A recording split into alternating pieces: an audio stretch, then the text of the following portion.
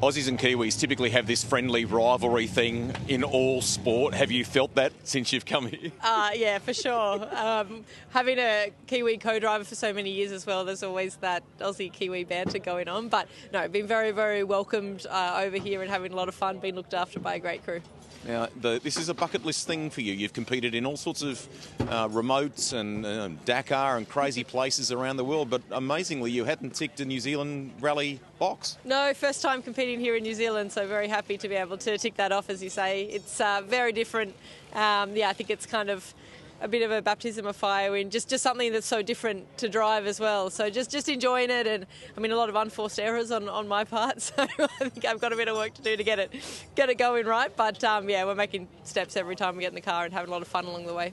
How the hell did you stitch all this together? A, to find a window in your manic diary, and then B, to put it all together. Yeah. It's unbelievable. It's literally the only free week I have in about 3 months. So it all came together with Castrol back at home and over here being able to support with Magnum Motorsport. And they had this car and said, "Do you want to come and have a steer?" And I said, "Sounds like fun. I'm in." Car is very different to what we see you competing in the Australian Rally Championship. Firstly, it's not sequential gearbox. I mean, there's all sorts of rethinking here, isn't there? Yeah, it's basically stock standard. So for me, I guess I've been spoilt coming from the more modified Subaru that we run. But it's very different to drive it on the limit. You're basically completely changing your driving style, all your processes. So that's taken a bit of getting used to find the limit. I'm sort of overdoing it or underdoing it, and I think that's the biggest thing for me is just.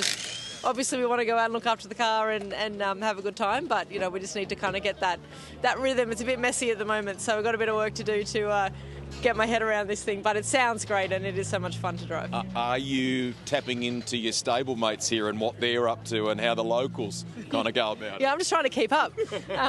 But yeah, we've changed a little bit of the setup to sort of follow what those guys are doing and stuff. And I mean, they know these cars backwards, so it's a great resource to be able to have these guys to sort of learn from and try and figure out what to do. Cool. I haven't looked at the latest times as I set out to talk to you here, but you were ultra close in the fight for a top 3 in this class. Is that the kind of goal here come the end of the afternoon? Yeah, we're currently in third in the class, so yeah, look, I mean, racing, we always want to win, but I have to kind of check my expectations, and yeah, if we can be sort of competitive in the top 3 in the class, I think that will be a good place to be for our first time over here. So we just need to get our head down and just keep focusing on improving and working on all the things that I need to tidy up myself and get better every stage. We have come from Canberra and WA, where you have forest and you have kangaroos and you have nothing like that here, is there? Yeah, there's a lot of time just sitting there, just watching the hills go by, and you're just flat out and going over these big rolling crests, and you're like, I think it's flat. I hope it's flat. Yep, it's flat, and it's a very, very different style of road over here, but just such a spectacular part of the world.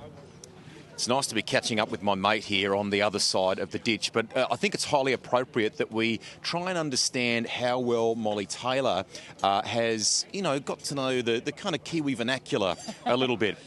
Give us your best kia ora. Kia ora. That was really bad. Try again. Kia ora. What about a chur?